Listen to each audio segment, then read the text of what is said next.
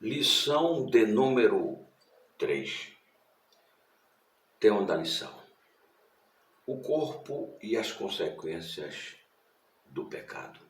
O corpo e as consequências do pecado.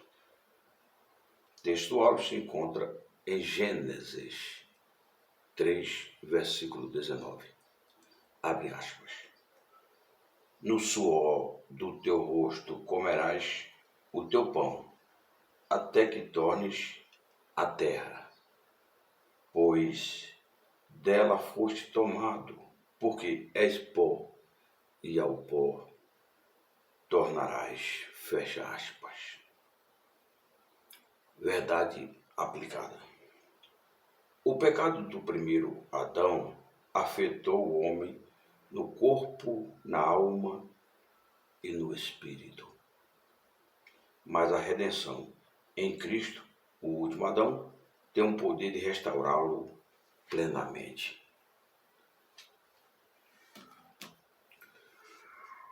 O pecado dos nossos primeiros pais, Adão e Eva, afetou a nossa vida como um todo. Espírito, alma e corpo, uma vez que o homem é formado desses três elementos distintos. De acordo com 1 Tessalonicenses 5:23, o mesmo Deus de paz vos santifique em tudo, e todo o vosso espírito e alma e corpo estejam plenamente conservados, irrepreensivelmente para a vinda do nosso Senhor e Salvador Jesus Cristo. Portanto, o corpo, a alma, o espírito foram afetados como consequência do pecado. Em primeiro lugar, a Bíblia diz que o homem morreu do ponto de vista espiritual.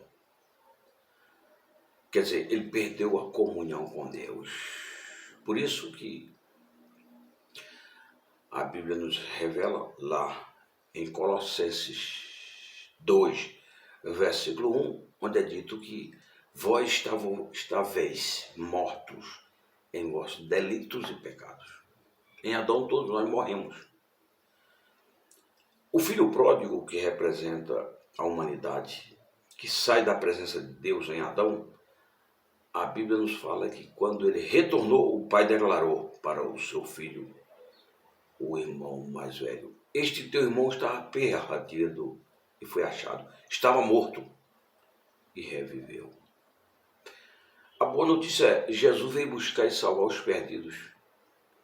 Veio ressuscitar os mortos. Por isso que o mesmo Jesus declarou, por ocasião ali da ressurreição de Lázaro. E dizia Jesus: eu sou a ressurreição e a vida. Quem crê em mim, ainda que morra, tornará a viver. Esse tornará a viver diz respeito tanto à morte espiritual hoje, como à morte física, por ocasião da ressurreição, quando a Bíblia nos informa, em Filipenses 3:21, as seguintes palavras: aquele que tem o poder de sujeitar a si mesmo todas as coisas, transformará o nosso corpo de humilhação em um corpo de glória, semelhante ao seu. O pecado, portanto, afetou o homem integralmente, de forma plena, espiritual e corpo. O corpo ele vai se envelhecendo, vai se deteriorando, vai murchando. O Paulo nos fala em 2 aos Coríntios 4:16 as seguintes palavras: ainda que o homem exterior, quer dizer, o corpo, apodreça, contudo, o interior renove-se dia após dia. Então, o homem foi afetado no seu corpo, ele envelhece, ele adoece, ele morre. Na sua alma, porque os sentimentos, as emoções foram corrompidos. E no espírito, o homem ficou desconectado de Deus. Jesus veio para reparar tudo isso. Por isso que em Romanos 8,16 é dito que o Espírito de Deus testifica com o nosso espírito que somos filhos de Deus. Então, a fé em Jesus Cristo possibilita que o homem ele tenha o seu espírito regenerado. Por isso que disse Jesus, aquele que não nascer da água e do espírito. Aí Nicodemo questionou, mas eu já sou velho, vou entrar porventura na barriga da minha mãe e tornar a nascer? Jesus declarou, aquele que é nascido da carne é carne, o que é nascido do espírito é espírito.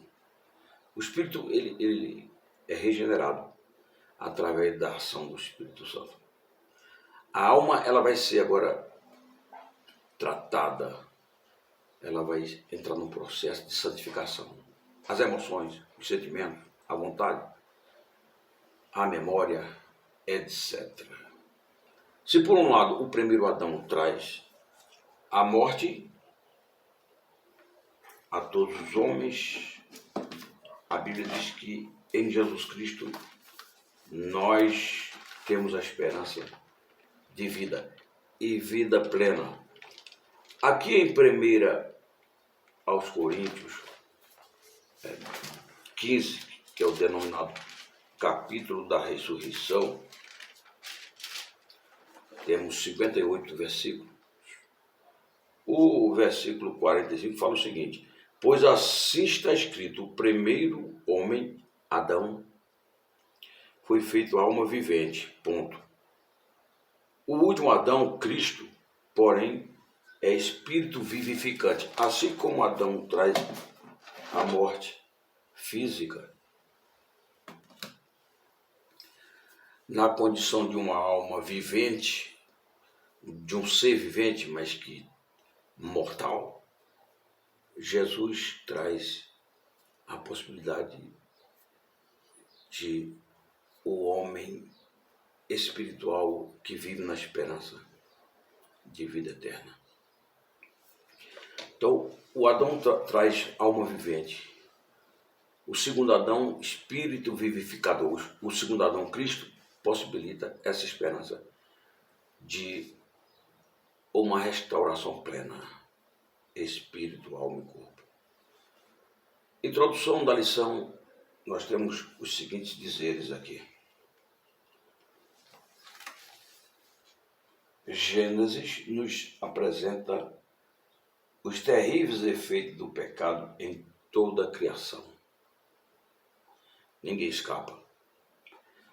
O homem experimentou de forma imediata a separação espiritual de Deus, manifestada no senso de culpa e na reação à presença do Criador após a primeira transgressão. Gênesis 3, do 6 ao 10. Quando o homem pecou, o homem se escondeu. O sentimento de culpa, de medo, tomou de conta do homem. E até hoje não mudou esse estado, ainda continua. Todas as vezes que o homem peca, ele fica despido do ponto de vista espiritual. E é preciso que imediatamente ele busque a Deus, para que ele possa ser vestido com as vestes da justiça. Muito bem. A Bíblia diz que Jesus se tornou nossa justiça. 1 aos Coríntios, capítulo de número 1, versículo 30. Jesus Cristo tornou-se da parte de Deus sabedoria, justificação, redenção e são 4 elementos redentores. Sabedoria, justiça, santificação e redenção. É isso mesmo. Aí estão os 4 elementos redentores da parte de Jesus. Todos eles trabalham no contexto do resgate, da salvação do ser humano. Olha só. Na primeira aos Coríntios. Eu já citei a passagem, mas eu vou fazer questão de ler. A força aqui, quando nós lemos, é maior. Mas vós sois dele, de Deus, em Cristo Jesus. Você é de Deus em Cristo Jesus. Tem que ter conexão com Jesus. O qual se tornou da parte de Deus sabedoria e justiça e santificação e redenção. Muito bem. Então, quer dizer, o homem sem Deus, ele vive sob acusação, sob sentimentos de culpa, de medo, de autoestima negativa, sentimento de ódio, de furor contra tudo e contra todos, sentimento de incredulidade, de rebelião. Mas quando ele entra por Jesus Cristo, existe uma troca de sentimentos, isto é, uma troca de coração. Deus vai trocar todos esses sentimentos destrutivos, improdutivos, negativos, em bons sentimentos, a partir desse transplante de coração que está aqui em Ezequiel, né? Está falando do novo nascimento. Olha só, Ezequiel 26, 36, é isso mesmo? 26 de Ezequiel, 36. É 26, 36? Não, ou é 36, 26? É o contrário. Aqui, ó. 36, 26. Olha só. Dar-vos-ei coração novo e porei dentro de vós espírito novo. Tirarei de vós o coração de pedra e vos darei coração de carne. Está vendo? Deus vai remover todo tipo de sentimento, vai subjugar, através do Espírito Santo, os sentimentos mais terríveis, mais pecaminosos possíveis. Vai introduzir bons sentimentos nos nossos corações, na nossa mente, no nosso espírito. Olha só. Porei dentro de vós o meu espírito, com E maiúsculo, Espírito Santo, e farei que andeis nos meus estatutos, guardeis os meus juízos e os observeis. A nova vida, uma vida de transformação radical. Por isso que Paulo chama de metamorfose, que é a mudança radical de mente, de pensamentos e de conduta. Primeiro tópico. Na perfeição, ou melhor, da perfeição à morte. A certificação divina. O homem foi criado perfeito pelas mãos do Criador em toda a sua contribuição, ou melhor, toda a sua constituição, incluindo o corpo. Além da perfeição fazer parte da natureza divina, o próprio Deus, após a criação do homem, certificou a qualidade de sua obra. E eis que era tudo muito bom. Gênesis 1:31. Havia plenitude de vida no primeiro casal. Adão e Eva viviam em completa harmonia com Deus, consigo mesmo, entre si e com a natureza. Quão aprazível era esse maravilhoso estado original. Afetada pelo pecado, nossa mente não consegue descrevê-lo, assim como não temos compreensão plena da glória futura na restauração de todas as coisas. É isso mesmo. Tá? Deus fez o homem relativamente perfeito, é o que está escrito em 7:29 de Eclesiastes. Deus fez o homem relativamente perfeito. E quando Deus conclui toda a obra, Ele mesmo deu o seu aval. E assim declarou Deus que tudo era muito bom. Agora, o homem, ele se deixou levar pela voz da serpente. E até hoje, o homem continua ouvindo a voz do diabo. A Bíblia fala que aqueles que são de Jesus Cristo, eles ouvem a voz do seu pastor, Jesus Cristo. Agora, aqueles que não são de Jesus Cristo vão continuar ouvindo a voz do adversário de suas almas. Porque, de acordo com 1 João 5,19, a Bíblia declara que o mundo jaz no maligno. É dito, sabemos que somos de Deus e que todo mundo jaz no maligno. Ou seja, aqueles que são de Jesus Cristo, eles ouvem a voz de Jesus Cristo. Jesus Cristo fala através da sua palavra. E aqueles que não são de Jesus Cristo, isto é, aqueles que vivem uma vida de incredulidade, estão ouvindo a voz do maligno. Estão sendo influenciados, infelizmente, pelo maligno. O mundo jaz no maligno. O mundo está debaixo da influência do maligno. Aquele que veio para roubar, matar e destruir. Jesus veio para dar vida e vida em abundância. João 10, 9 ao 10. A indivisível sensação de bem-estar que o homem desfruta era proveniente da vida que recebera de Deus e afluía em todo o seu ser.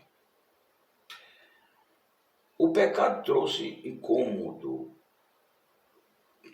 a incômoda experiência de dor provocada por fatores espirituais, emocionais e físicos.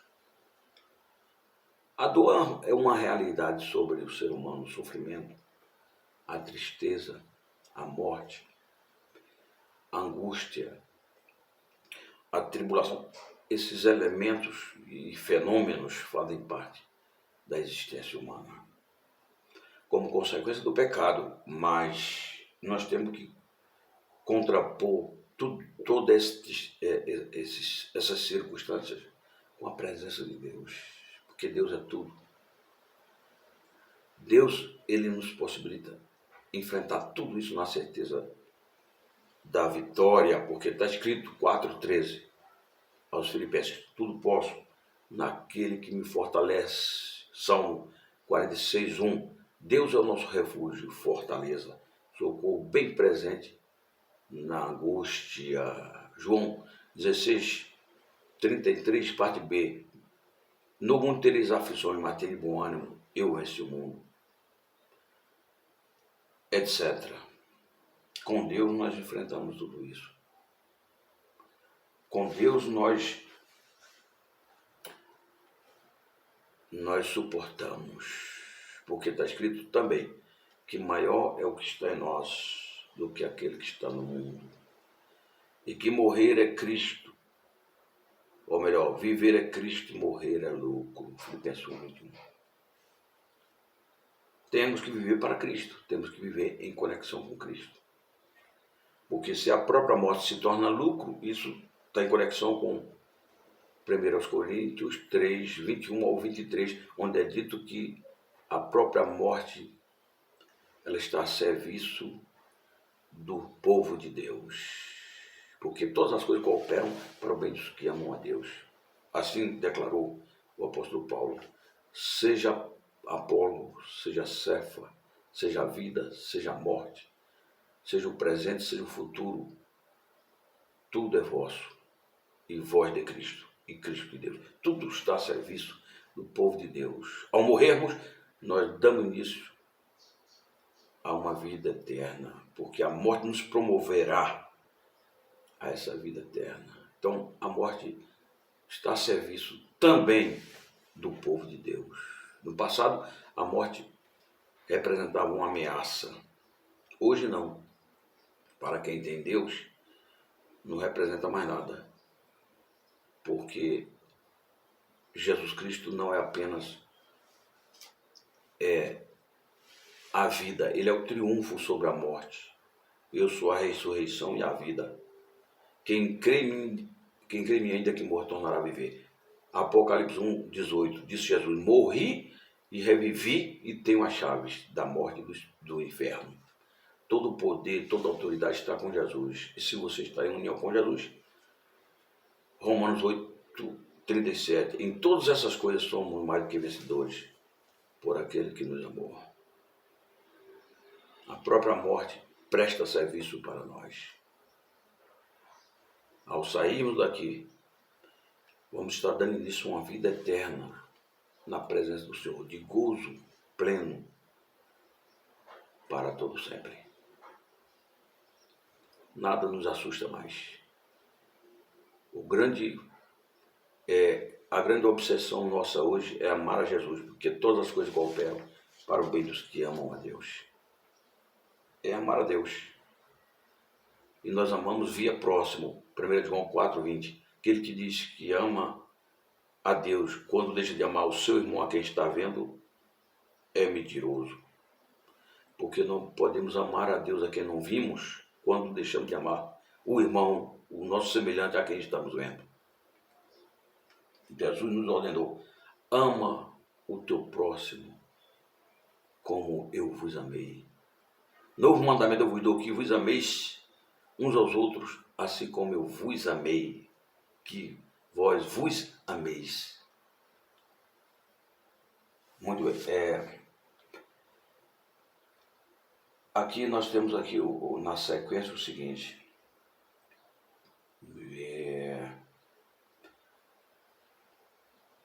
Muito bem. Um complexo de alterações que vão da perda da comunhão com Deus e da restrição à árvore da vida. A vivência em um ambiente agora adverso, amaldiçoado por causa da transgressão do Adão. É o mundo que nós estamos vivendo, que cada dia piora mais.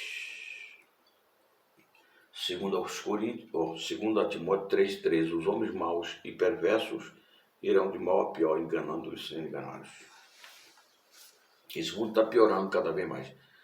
Mas nós vivemos na esperança de um novo céu e de uma nova terra. E não importa as circunstâncias agora, hoje. O contraponto é comunhão com Deus, confiança em Deus, vigilância e oração para não cedermos à tentação para o diabo. Como fizeram os apóstolos, os profetas que foram antes deles, e Jesus é o nosso maior exemplo. Olhando firmemente para Jesus, autor e consumador da fé, Hebreus 12:2. Muito bem. Em meio a tudo isso, o corpo passou a padecer e se degenerar, até cumprir a sentença final, o retorno ao pó. Gênesis 3:19. Ao pó. Do pó fomos tomados e ao pó retornaremos. Não é? Por mais que se cuide dessa matéria, depois da queda, o caminho natural da vida é o envelhecimento e a morte. É isso. É o processo natural, nascer, crescer, envelhecer e morrer. O problema não é morrer sem Jesus. Morrer é natural, não é ideal, mas é natural.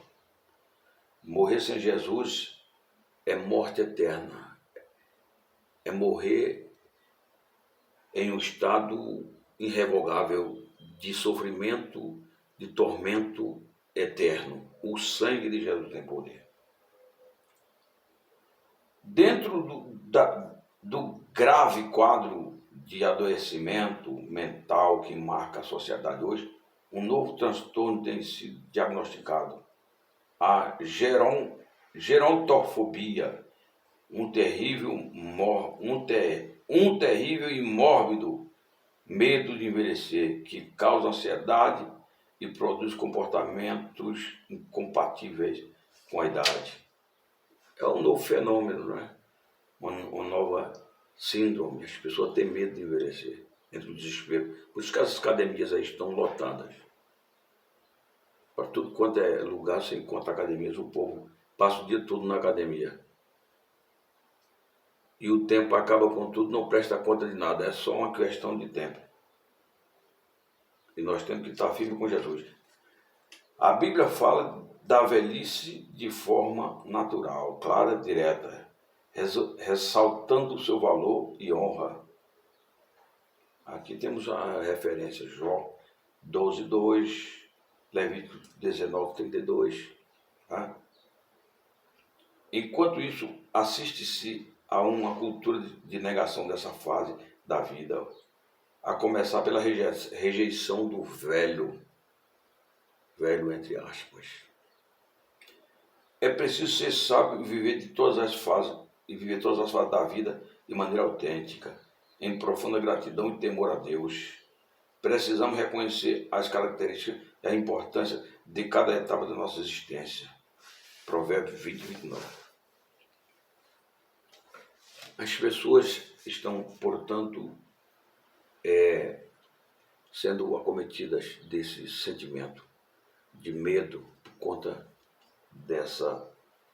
de mais um fenômeno, né, traumático aqui, que o comentarista aqui denominou de gerontofobia, o cara que tem medo de envelhecer, entra em desespero. A Bíblia fala que envelhecer na presença do Senhor é honra. Aqui está escrito também em Provérbios 20:29, um versículo muito interessante. 20, é isso mesmo? 20:29. Provérbios 20:29, olha só que coisa tremenda. Glória a Deus. 20:29. O ornato dos jovens é sua força, e a beleza dos velhos as suas cãs. Os cabelos brancos, que é a beleza dos velhos. Eu costumo dizer que existe uma diferença entre o velho e o ancião. O velho é o indivíduo improdutivo, seja ele novo ou velho. E o ancião é o produtivo. O ancião é o produtivo, não importa a idade dele. Você chega num pé de árvore, por mais velha que ela seja, se ela está produzindo, você não vai criticar ela e atribuir alguma idade cronológica para aquela árvore. Você vai simplesmente ficar maravilhado por ver aquela árvore produzindo tanto fruto. A exemplo do pé de manga, pé de jaca e assim por diante. Então a questão não é ser velho ou ser novo, ser produtivo. E a Bíblia fala que Jesus nos chamou para produzir. Não foi vós que escolhestes a mim. João 15:16. Mas eu vos escolhi a vós, para que vades e deis fruto. O importante é dar resultado. Eu vou parar por aqui porque não vai dar para continuar. Já gravei bastante conteúdo aqui. Eu quero apenas concluir aqui. Você se inscreve no canal se você não é inscrito. Se achar importante isso aí, tem mais conteúdo lá. E vamos juntos evangelizar o mundo. Deus nos abençoe grandemente. Em nome de Jesus, vamos continuar nos alimentando da palavra do Senhor. Porque nem só de pão viverá o homem, mas de toda a palavra que procede da boca de Deus. Estamos envelhecendo, faz parte da vida, mas na presença do Senhor Jesus. Conclusão: apesar de todo abatimento e sofrimento que experimentamos em nosso corpo como consequência do pecado e das nossas próprias transgressões, em Cristo temos a certeza de uma redenção completa, conquistada por sua obra perfeita na cruz do Calvário. Ele nos dará um novo corpo, eternamente transformado e saudável. Apocalipse 21:4, etc. A Bíblia fala que ele vai limpar dos nossos olhos toda lágrima. No novo céu e na nova terra. Essa é a nossa esperança. E a Bíblia fala que passaram os céus e a terra, mas a palavra do Senhor não haverá de passar, disse Jesus. Creia na palavra de Deus. Creia em Deus. Leia a Bíblia. Medite na Bíblia. Vigie, ore, peça a Deus graça, misericórdia, direção, força. Ele tem tudo isso para você e muito mais para todos nós. Amém.